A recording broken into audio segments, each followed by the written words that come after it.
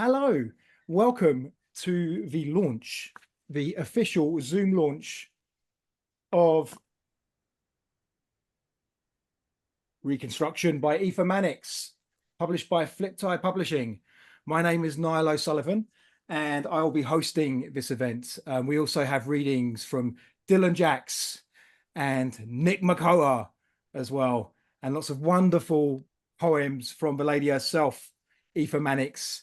So it's going to be a wonderful hour of poetry, and I'm going to try my best to keep everything kind of tight and agreeable, which means not too much from me. I understand that my mise en scène at the moment looks like a hostage video.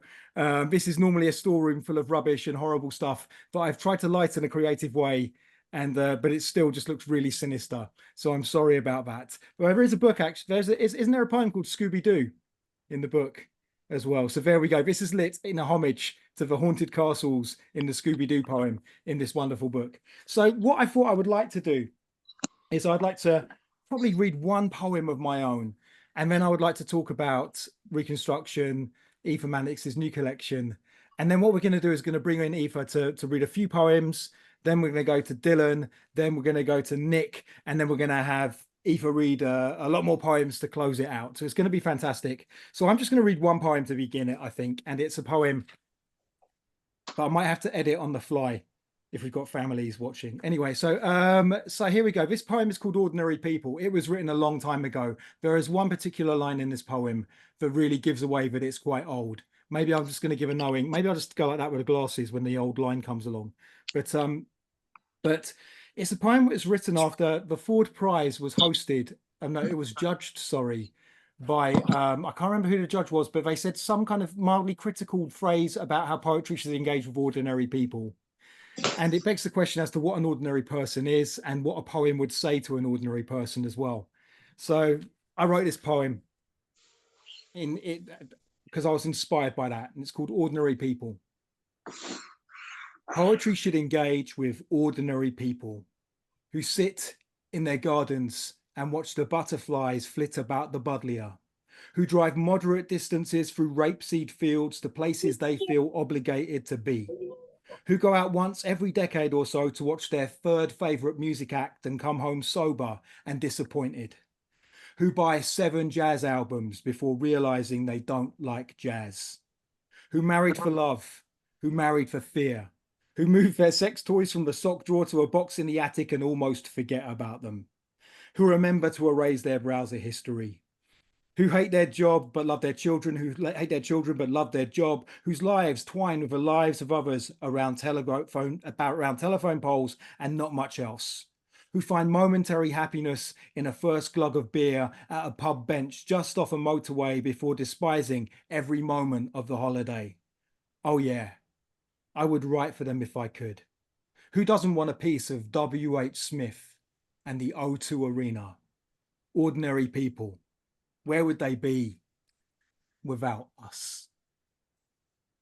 Thank you. Anyway, yeah, so I don't know what that poem means. I just wanted to kind of just think about this beautiful, mysterious, mythical beast, the ordinary person. And I suppose maybe it's the election.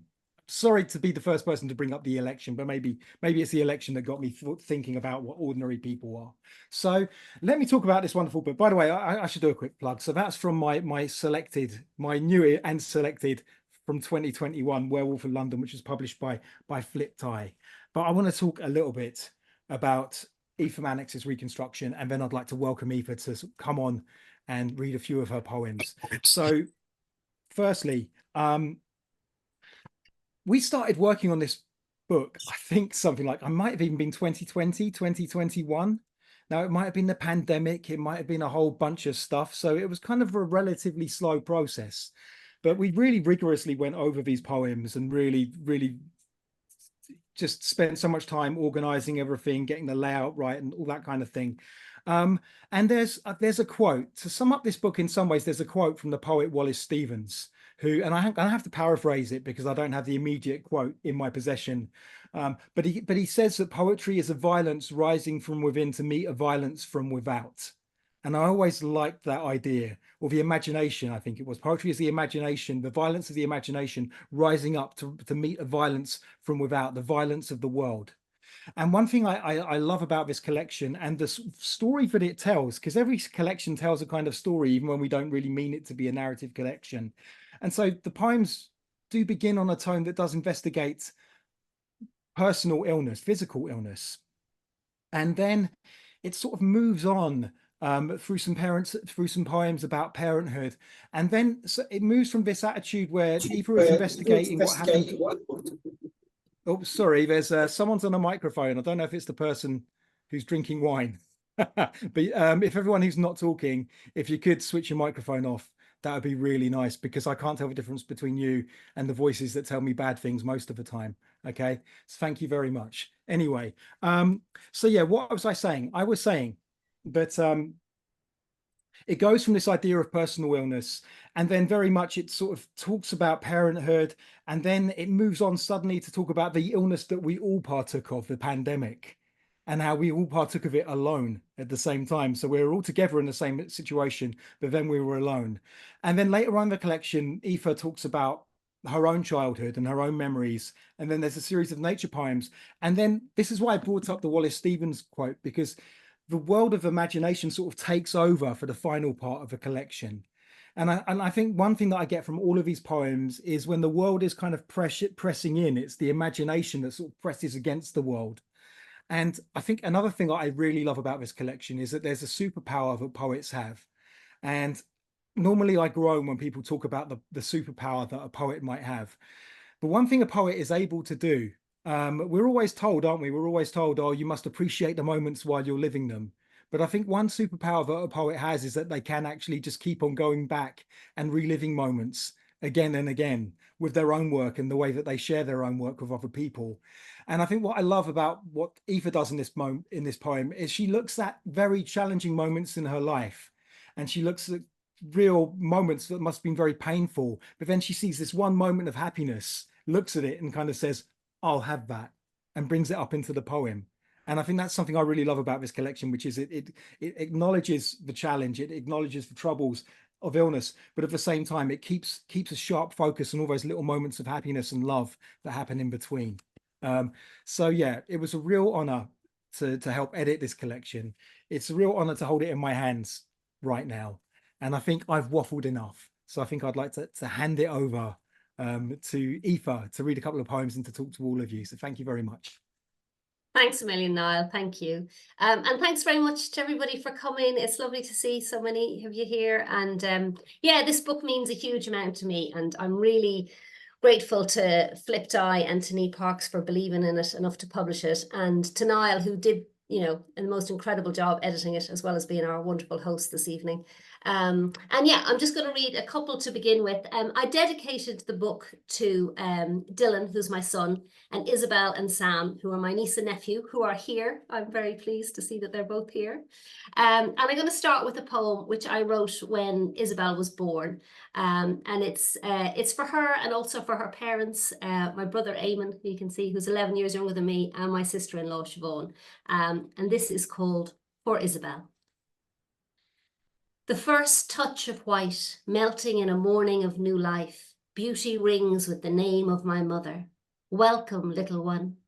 Cradled in the arms of a man I once held myself, the top of his head smelling of milk and a wind-swept beach, where we stood on the edge of the shore staring at the Atlantic, a child setting sail across the stars, the shine of conkers on a September morning. Such is sunlight on water, newborn eyes, ancient wisdom gleaming with curiosity, a path stretching through the dark woods. This love that is more than all the books ever written, a brand new story, the greatest adventure. Thank you. And of course, having written one for Izzy, I then had to write one for Sam when he came along a couple of years later. You can see him there, bless him, he's listening to this. And he was born in a very different time, in the middle of lockdown. And he also happened to be born on the 3rd of February, which was the anniversary of my mum's death. And she died in 1999 at the age of 48 of ovarian cancer. So for many years, that date was a very, very sad day for me. but it's now one of great joy and happiness. So this is for Sam. Born in the darkest of days, the anniversary of the loss of our pirate ship, that clock ticking in the belly of the whale. The mist haunts the empty playgrounds, the roads quiet with quarantine. You are the strength of snowdrops, a lamp hung high in an empty sky, the stars switched on one by one with the promise of laughter. Early morning glow of tiny fingers dancing to the future, the soundtrack your father made for the love of his life. Just forget the world, the spinning cars crazy with contagion, but lie in the peace of your mother's arms and know that you are the hope we have all been longing for. Thank you. So this book, I'm just going to read one more at the minute and then hand over. I'm extremely excited that Dillon Jaxx and Nick Makoha, two of my favorite poets, are here. So they're going to read a bit for us in a minute, but I'm just going to read one more for the moment, and then I'll come back later on and read a few more. But yeah, it's a book inspired by many people, but perhaps most of all by my mum, who taught me most of what I know about poetry and indeed life, even if I didn't appreciate it at the time. So this is called Education. As a teenager, I'd wheel my bike up the garden path, coming home from a tedious day at school, and on the rare occasions no one was in to greet me at the door, I'd toss my school bag across the floor in delight, whoop and shout and sing, turn the radio up full blast to celebrate this unexpected gift of peace. Nobody else at home, the place to myself, an hour or two free of my mother's questions, instructions, unstoppable advice. Now the house is truly empty for the first time, my brother being the last to go. His bedroom still holds remnants of computer screens, torn posters, a children's Bible that used to be mine, like some desecrated shrine to our childhood. The kitchen hums with half-forgotten laughter. Opening the back door, I see my mother in her dressing gown, carrying a hot tin full of ash from the aga that she will empty carefully into a small silver bin. There is no bin anymore. There is no aga. Once, years ago, we were burgled. On coming back from holidays, the last family holiday my mother forced me to go on before I insisted I was old enough to be left alone. We discovered the front door wide open, as if we were being invited to witness all that had been stolen. My mother's jewellery, my brother's christening present of a silver spoon from a man later deported for being a Russian spy, my father's gold cufflinks. My parents used the insurance money to install central heating. What's the warmth of nostalgia compared to the warmth of natural gas? My mother joked. She claimed the thieves had done us a favour. Now I'm here on my own with all the time in the world. I find myself disagreeing with her, though she's long dead. You see, I want it all back, the cufflinks, the Russian spy, the aga, most of all, my mother, bustling in, insisting I turn off that infernal racket, make her a cup of tea, help unpack the shopping, and tell her what I learned in school. Watchmaking, small hands ticking through constellations, all I fail to grasp. Thank you.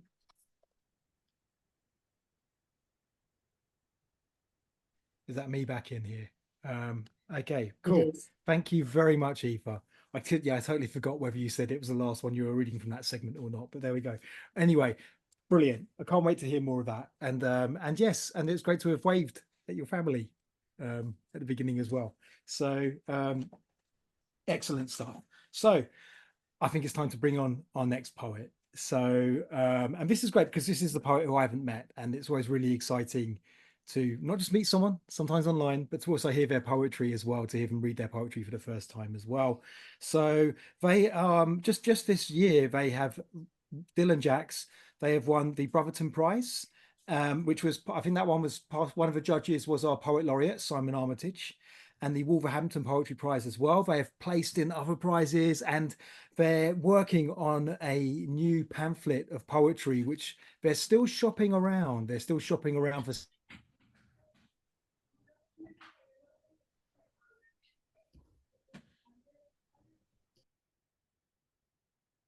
Please welcome Dillon Jaxx.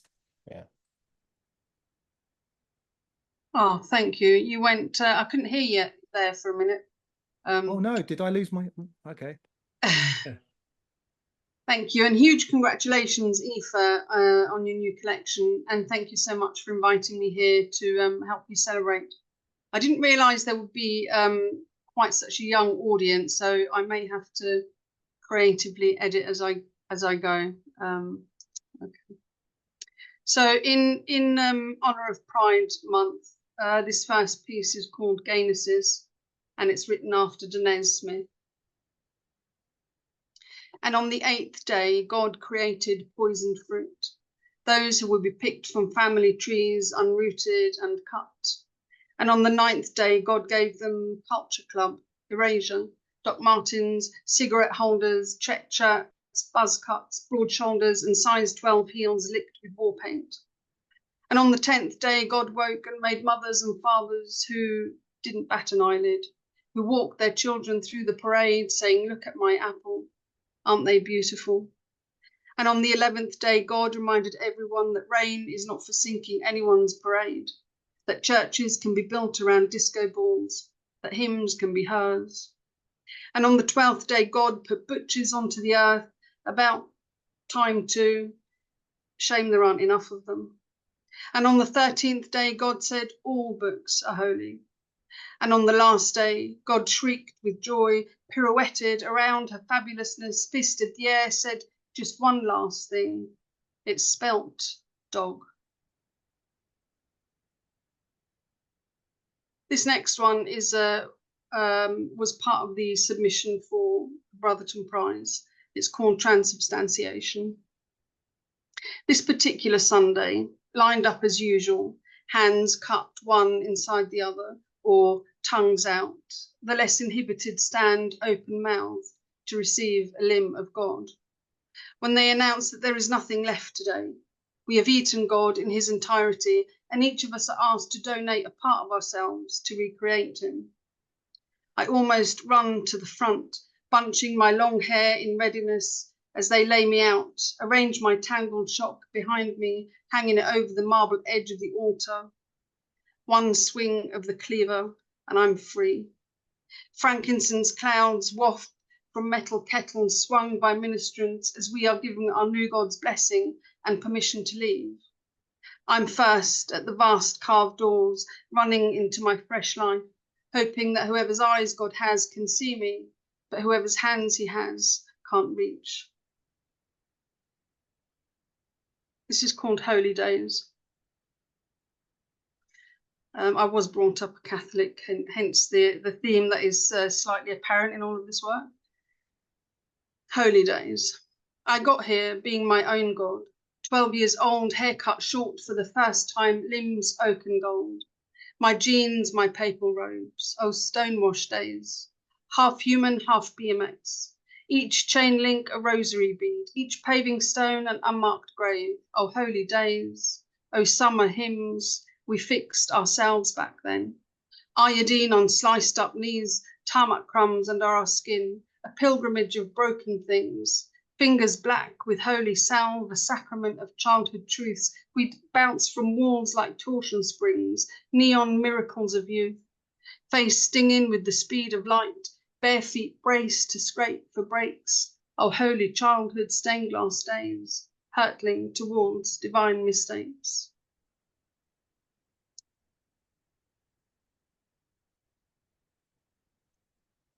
This is called At Our Table.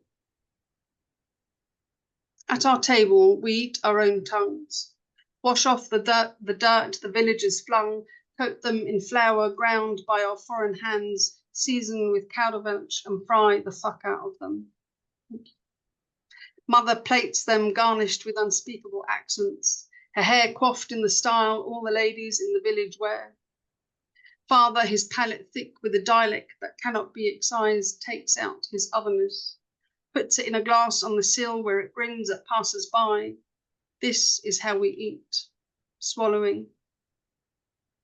The light filtered by the blinds stripes us all in sun and shade. Outside, a single peal of the big bronze bell announces 1/4 past normal. The scraping of knives and forks on plates up and down the streets echo like mechanical birdsong. Sister pours sips of her blood into her mouths from a cup made of a gold so lustrous it makes the future seem impossibly bright. Brother leans back, balancing on the hind legs of his chair, stuck in the moment of falling, his mouth open, full of broken swings stolen from the playground behind the house where we lived. This is us. Meal times are holy, and we, the congregation, knees studded with gravel, are learning how to pray again to mortal gods with dirty hands, with chipped off teeth and accents thick as bunker walls made of bread.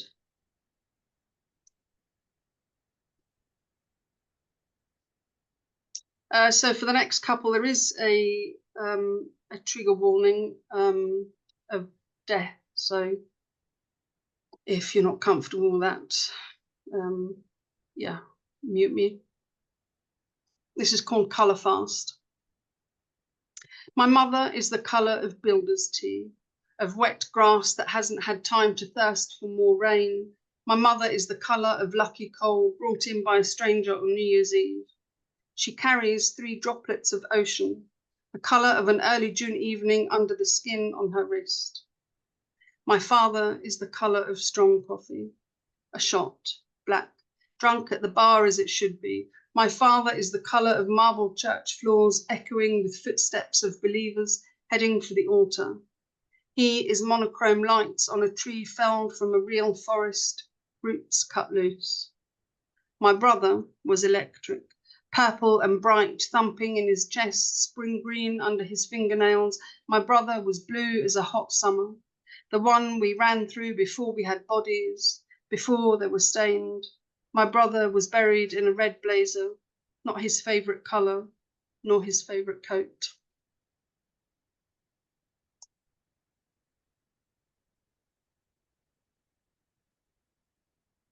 This next one is called The Bodies in the Fridges at Work. And I think trigger warning, I can't see anyone. I don't know if the little people are still around, but yeah. I suppose mortuary workers too might remember a random event from 2 years ago and smile as they cut open this chest. And when they break for lunch, they might place slices of ham between 2 slabs of bread and puzzle over a crossword, and the answers to none of the clues will be the names on the tags attached to the toes of the bodies in the fridges at work.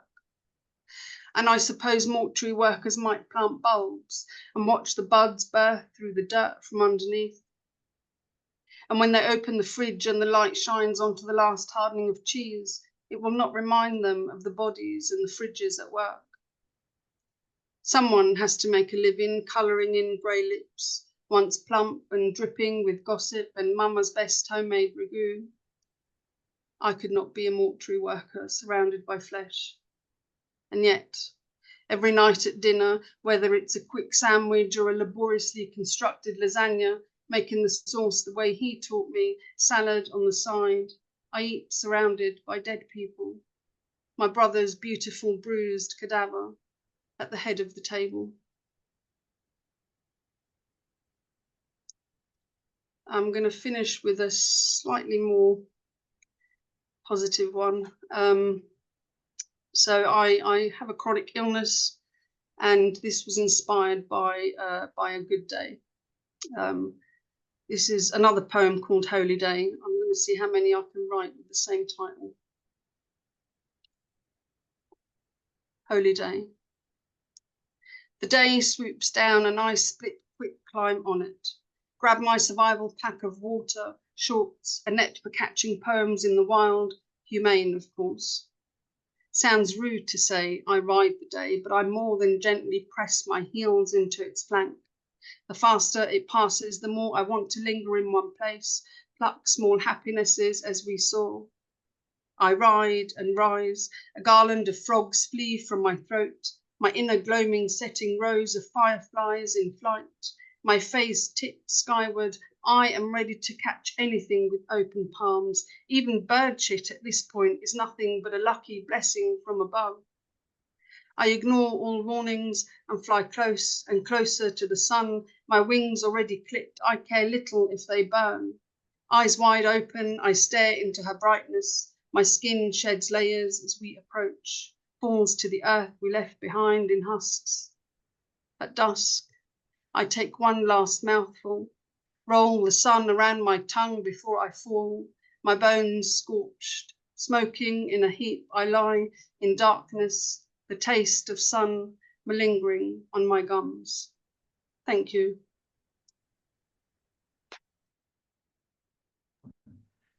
Thank you, Dillon. That's wonderful. That was Dillon Jaxx. Brilliant stuff.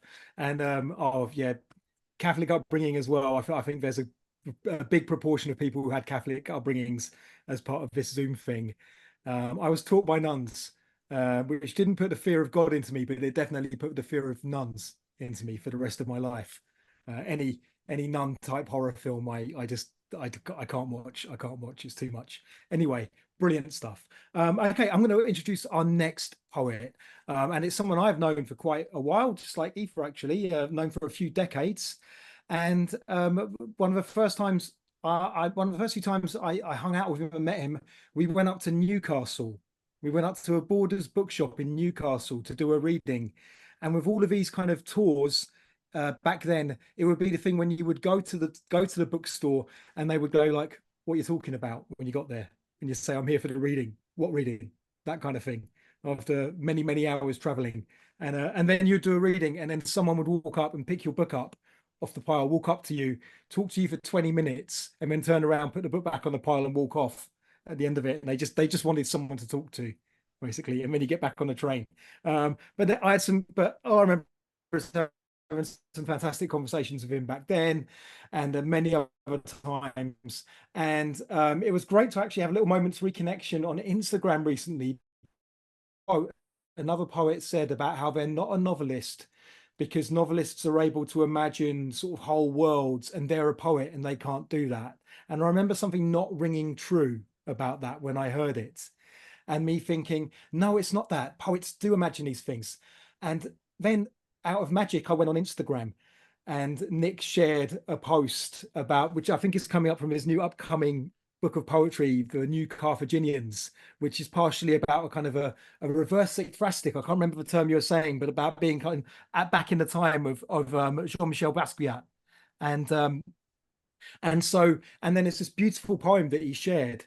And it was more, no, we can imagine worlds, but we don't have any obligation to make a cohesive, straightforward narrative out of it. We can just collect tons of fragments of this world and throw them back together in interesting ways.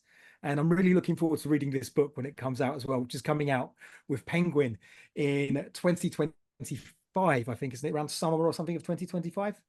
I'm sure I'll be corrected. Yep.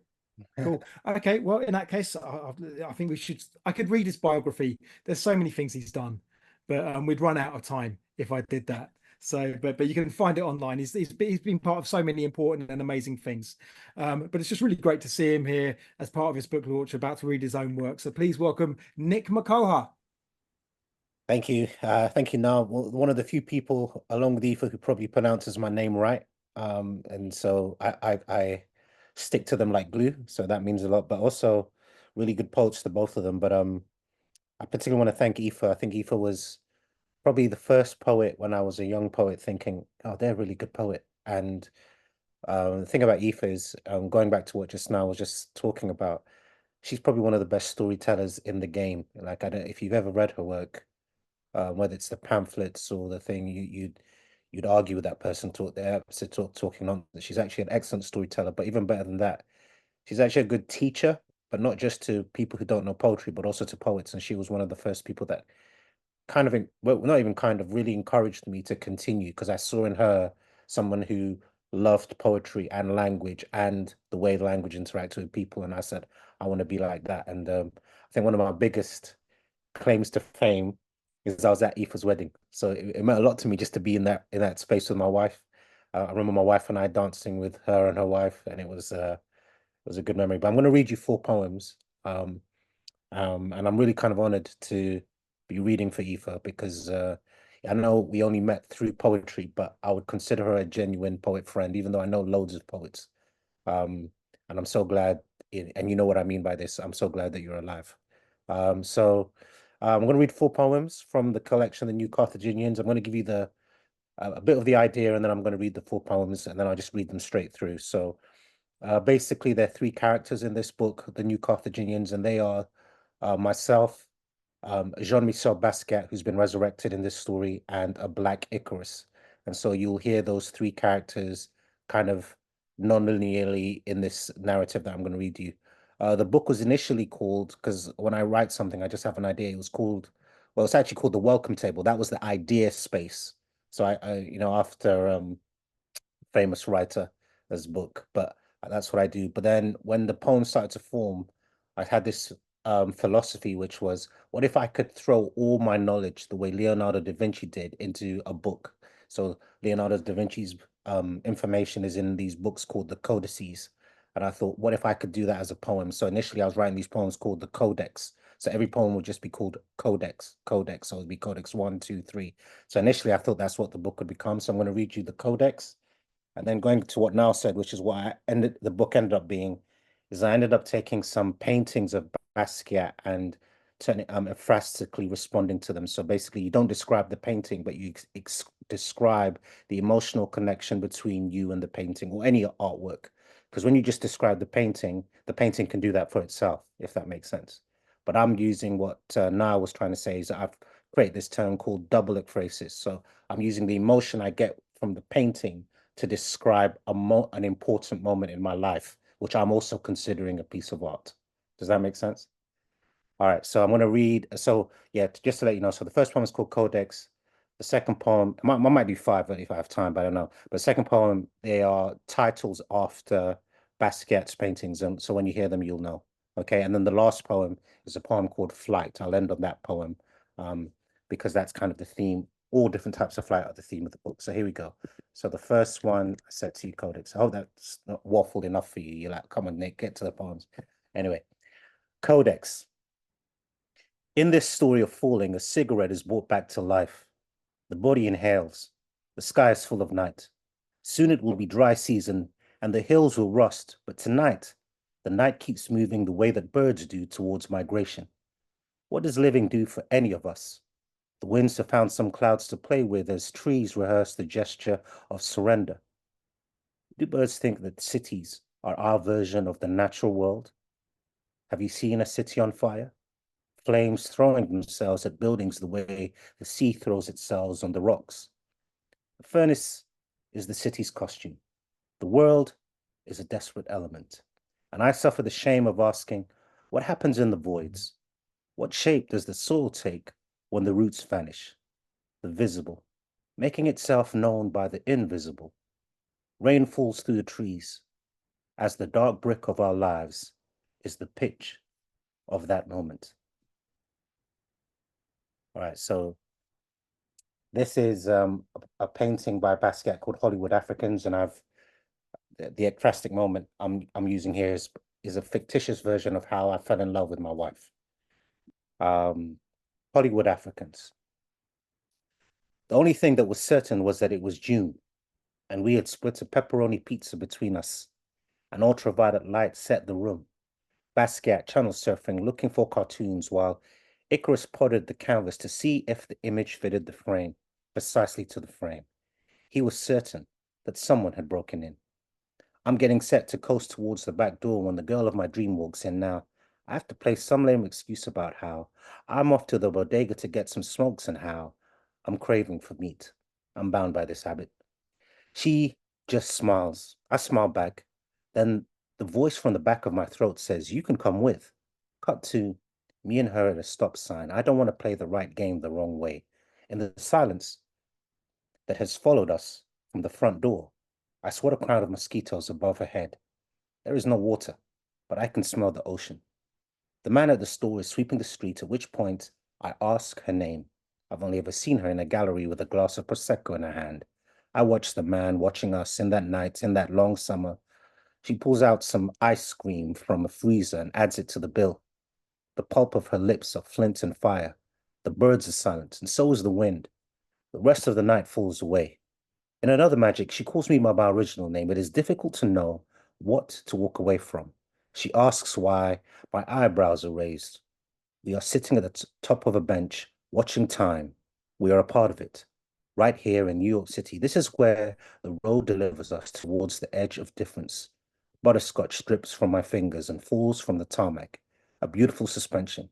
Then I, or you, or whoever decides to look, hand rolls a cigarette as we rummage through our back pockets for a light. All right, so I'll just go to another poem. This one's called Equals Pi, and it's quite a famous painting. It was actually in the Tiffany ad. I think and you can see Jay-Z and Beyonce in front of it, but it's basically, without giving too much away, I've gone another way with it. So anyway, Equals Pi.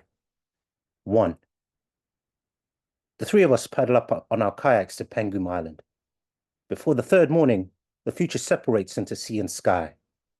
In the fractured extension of broken time, everything depends on how you interpret it, just as a prayer is more than the order of its words. Take that corner of the sky. Notice how the brightness of a gleaming sun retreats from the world. The journey picks us up at Stone Town, where all our food and drinks are catered for. A lone fisherman beckons us from the far side of the beach. In the brief history of his silence, we set up camp for the night. As the fisherman tends to a fire under the boab trees, I fall asleep to the flame. What if the spaces we use for our testimony are equal to pi? Here is a burning bush. Moses was a fugitive who saw the whole of Egypt's harvest destroyed. He stood against a troop of magicians that had to believe that God, who called him from the flames of a burning thicket, would terraform his reality. In that brief history of this other silence, he was talking to God in the same way I am talking to you. What theater to catch God mid-sentence. I wonder if he stresses his T's. I wonder if when Kanye burns his childhood home to rubble on the stage, if he's really drawing a line, a parallel of a burnt city which equals pi. What if the burning bush is God's cover blown? Or what if the flames were God's primer and the flame's crackle was the sonic he embodied while he was awaiting another voice? The kind of voice you might hear coming from the drum kit of Max Roach while recording Money Jungle in the now. By now, I mean today equals to pi. The pistol of a dead man is equal to pi. The year that 1976 is equal to pi. Entebbe Airport, with its floor on fire, is equal to pi. The opening scene of Spike Lee's Do the Right Thing, if you allow it, will have you standing on the edge of your seat for 90 minutes, and the dance your heart makes in the closing credits is equal to pi. So are the number of times you watch it again as if it were the first time. The world trying to reset itself is equal to pi, as is the burden that arouses men to labor. That too is equal to pi. Do you notice a pattern? Okay. Don't focus on the spine, but what it holds up. The future is a eroding witness, and she will tell you that war is not about protecting the border, but how much blood was spilt within it. Tragedy belongs to such whispers. The bodies of your friends in a morgue are equal to pi, and whatever flame is burning. Fame in such a world like this is worthless, and that too equals pi. My country is a woman in heat, a bridge of lust. Mercenaries cross her, applauded by the massing sands. Adonis. All right, so that was equals pi. I've got hopefully time for one more. This one's called Flight. And I just want to say, as I have said before, Aoife, it's really good to see you, even if it is in digital space. And I really hope that we get to see each other soon in real time, and love to your family and to your son, Dylan. So anyway, this is called Flight. So there are 7 definitions of flight. Here we go. Flight. 1, flight. There are things that can never be the same, like the history of space. 2 a.m. This was the actual moment when Basquiat and I first met. In the light of that moment, he begins to talk about doing something other than art, writing perhaps. I take a cup of coffee and cup it in one hand as he draws a pair of wings on the back of a napkin. Why wings, I ask? Because the body is an imperfect container. 2, flight. Now, time is what happens. It stops everything happening at once. Now, I remember Icarus, Iverson's 48-point game, the taste of sorrow on the beach, but I've forgotten the fear of flying. I wake from a deep sleep conscious that I am an animal, a bird on fire, looking for an edge. Now, for the third time in my life, I am scissoring through darkness. The night is thick with everything coming. Swift as a night, slow as it's dark. 3, flight, fleeing. Now think of it like this. Amelia, the flight attendant, will want to know if everyone is okay. My face housed in the mirror of an Airbus bathroom lacks courage. A gun in a paper bag. All things fear you and tremble in your presence. As my life has taught me, we must suffer. Without this world, I will take myself and unhinge myself from this body. Now keep in mind that this section is translated. 4, flight, between floors and levels. I didn't choose the location. 0.436 degrees north, 32.4418 degrees east in its darkness and its hunger. Neither did I choose the ceiling of stars that made me a foreigner that evening. In the same way that the air becomes something else the moment we lean into it, waiting to bear us up as we glide upon it, that I too am a new thing, born of another language. I am both familiar and unfamiliar. Flight 5, a selection of small portions. Now, this photo is taken at the end of the shoot. It is a love movement. If you take away the captions, with the sound of the rain pounding, you can hear my father ask the cameraman, will the light displace us? Stevie Wonder is playing. I'm off camera. And at 3 years old, I can already tell you that they're going to split up. That Uganda skyline, completely different now. 6, flight, a far-fetched idea. Now, who understands the world? The year is 1976. It will be a long summer. Air France Flight 139 will depart from Tel Aviv. So far, no sign of blood. The future, what does it know? The air, we are the last stages of waiting. A German will ask the freedom of 40 Palestinians detained in Israel. They are moving to a changed destination, a foreign city that houses the room in which I was born. 7, flight, the tale. You know this one? I call it Icarus's theme tune. He flies away like a dream, and they cannot find him. Even like a vision of the night, he is chased away. Job, chapter 20, verse 8. Thank you. Thank you very much, Nick Makoha. Yay. Okay.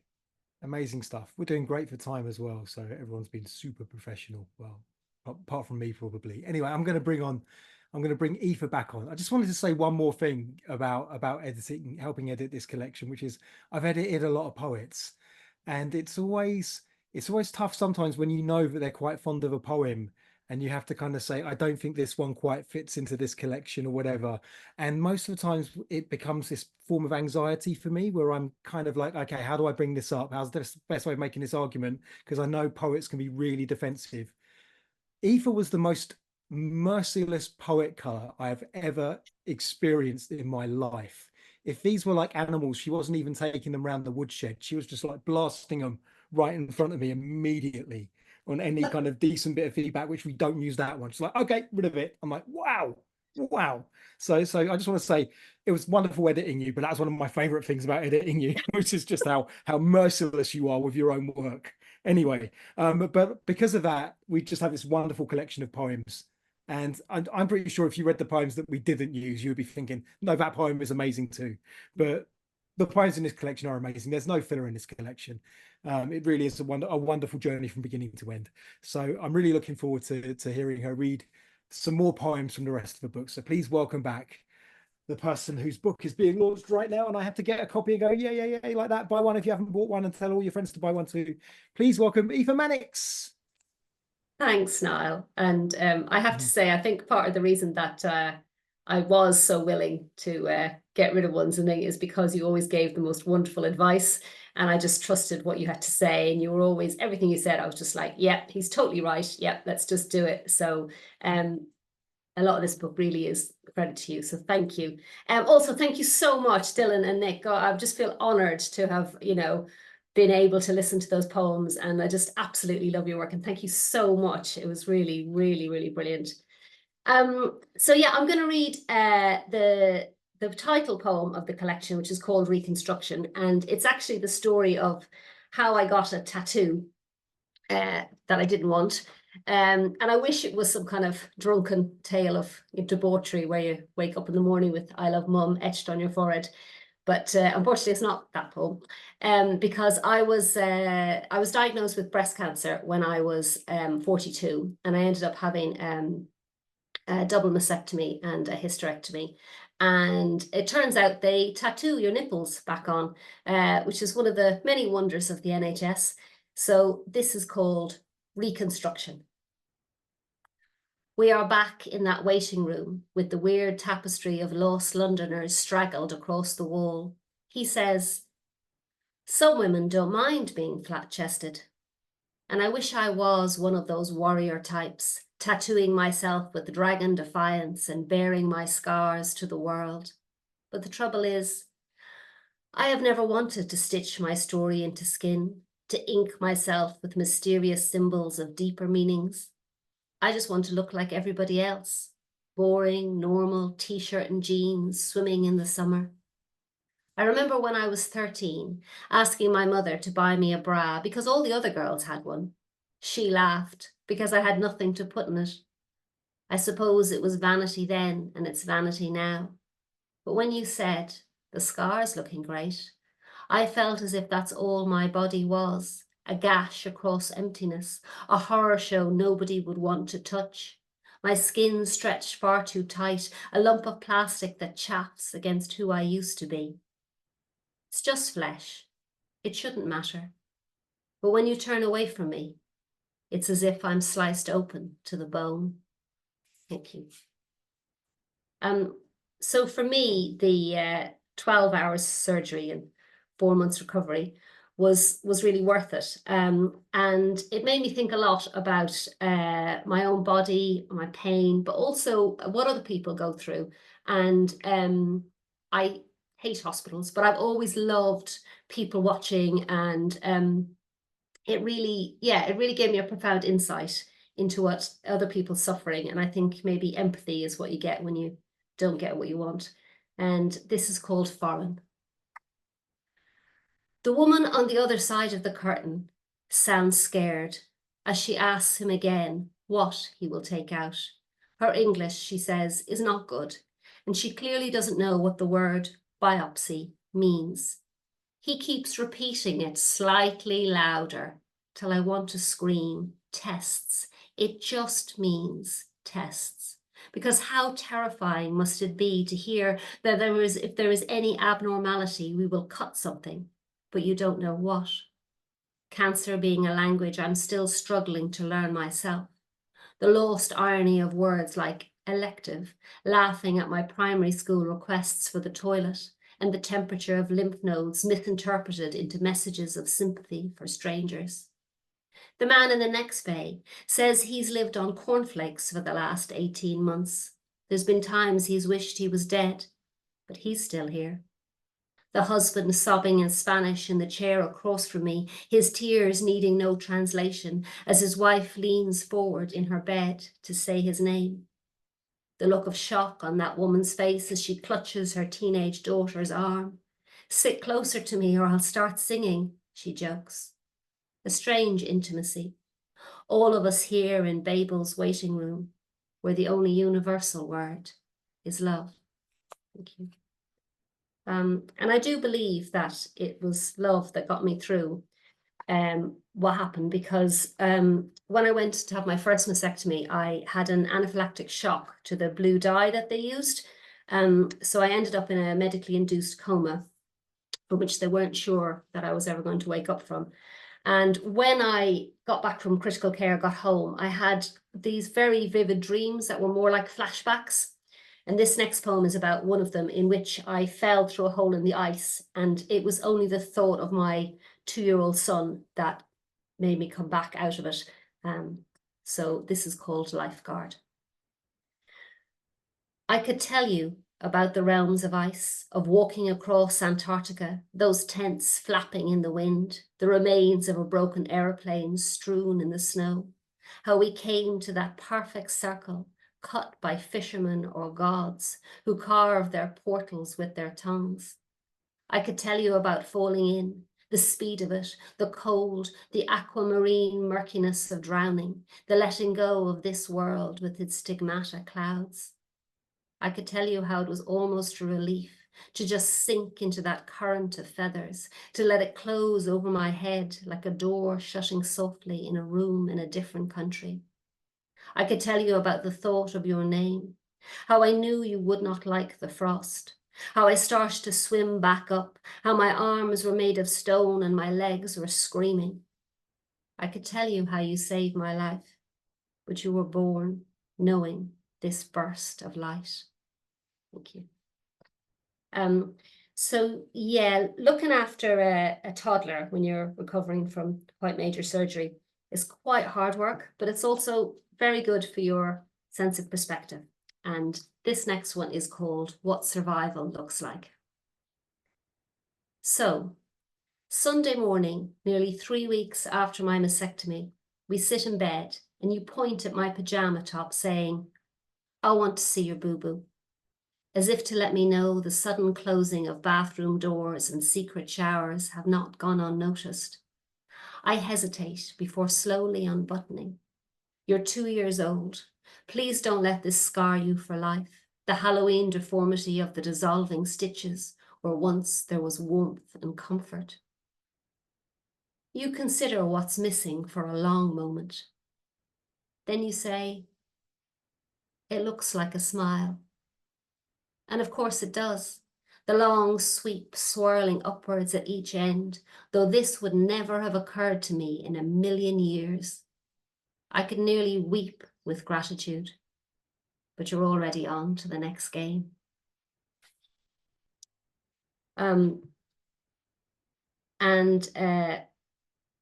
I said, most of the poems in this book really are for my son Dylan, but this one is in particular because he just always has made me laugh, even in the most difficult times. And I always say that living with him is like having my own personal clown, for which I'm very, very grateful.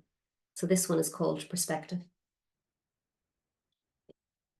Children in the garden, as the rose rambles across the path and the foxgloves shake with the bumble of bees. You are drawing subatomic particles, imagining a world so microscopic it is a storm of electric dark matter. I pretend I can't bounce out of the deck chair.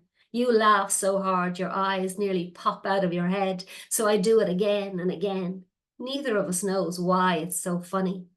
But this evening in June, when you are full of your theories of how to build shrink rays, how many big bangs there may yet be, is a small victory, cut from the dark days of a cancer you barely remember, when I really couldn't get out of the chair, and I was so afraid I'd never see another honeysuckle summer. Thank you. And then, of course, just when I, thought I was ready to rejoin the world, instead, the world joined me in not being able to leave the house. And just before my son was born, I moved to the Cotswolds, where I am now, in the middle of nowhere. And at first I was, I found the quiet and the weird fluffy things in the fields very disturbing. But lockdown gave me a really, really sort of deep appreciation of nature. And this one is called Return. Last night, you were suddenly burning again, tipping your hands in the cool glass of water, your cheeks flushed. This morning, the air is bright chill as frost glitters on the field, patchwork crystals of a season spun upside down.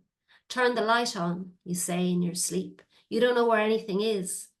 We are sealed in our topsy-turvy houses, trapped by television, the fear of contagion. Should I mark an X on the front door? The children are putting rainbows in the window. The muntjac deer are back. 2 of them slowly munching their grass by the slide, their small ears twitching in the sunlight. I have never been so glad to see them. Gentle creatures from a very different spring. Wild wanderers, still free and roaming through my mind. Thank you. My son really loves space and science, and we spent a lot of lockdown looking through his telescope and talking about time travel and aliens.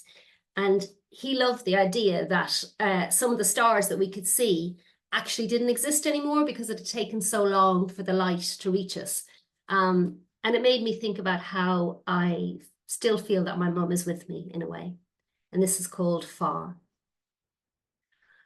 The quiet of the moon as it rises over the broken houses, your love for stars who have been extinguished, but still travel on and on through the small hours when sleep is light years away and the dark is a swirling, breathing forest under your fingernails.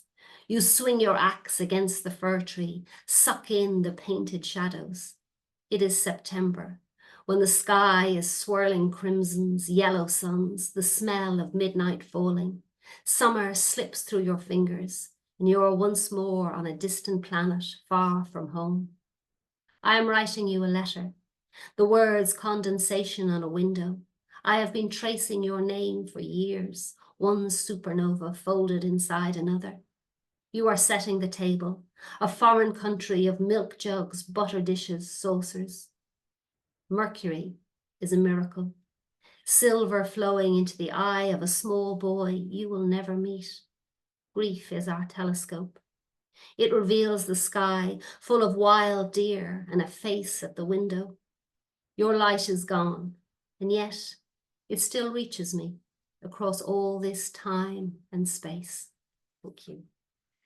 I was last week, I was back in Ireland and had an absolutely wonderful time drinking Guinness and indulging that immigrant's nostalgia of thinking, what if I just lived here, never left?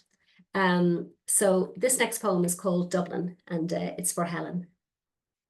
This city, where the Vikings float past in their long ships, still burning with the banshee cries of unsinging nation, where the doors are hung with skulls, where the ghosts come out to dance on the broken cobblestones, is a question that taunts me with the possibility of that other life, the one where I did not wave goodbye as the coffin sailed for America, where I did not walk out of the airport into the bombed streets of a metropolis that was always searching through my suitcases to find the lost vowels of gambling dynamite, locking up any leprechaun because we were all children chipping away at construction sites where the homesickness sets into your lungs.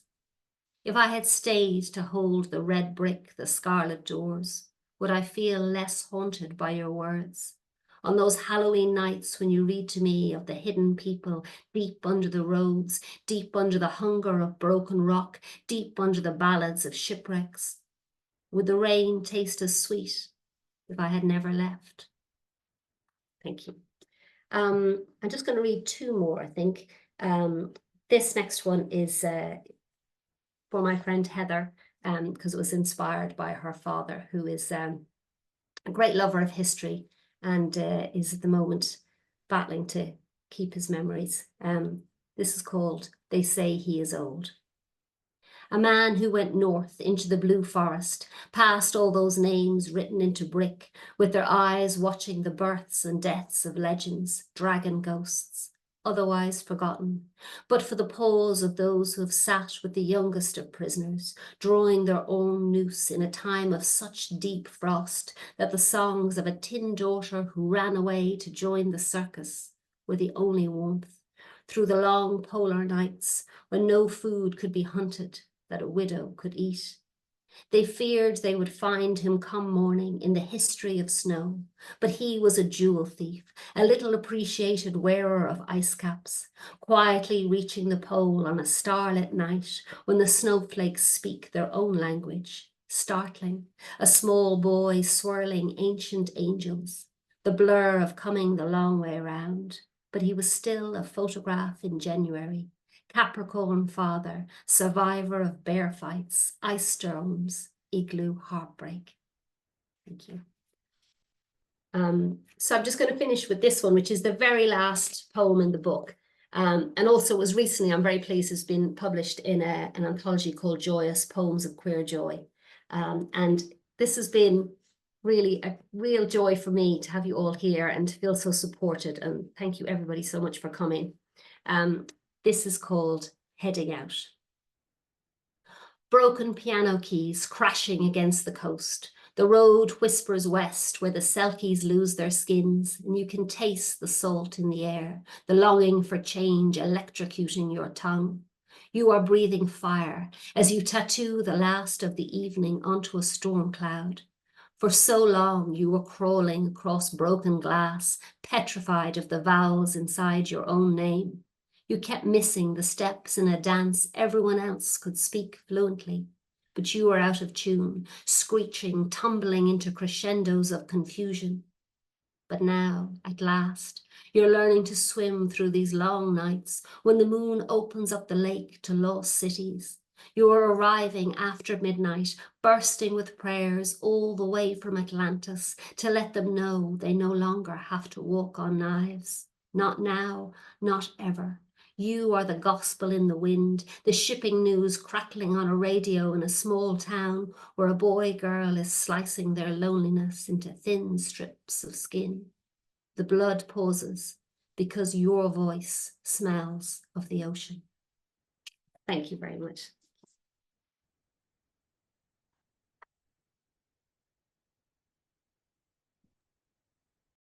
I don't know. Anyway, that was wonderful. I didn't know if I was closing things off or not. So anyway, thank you, Aoife. That was amazing. So yes, I'll wrap things up then. So that was very well, great timing, everyone.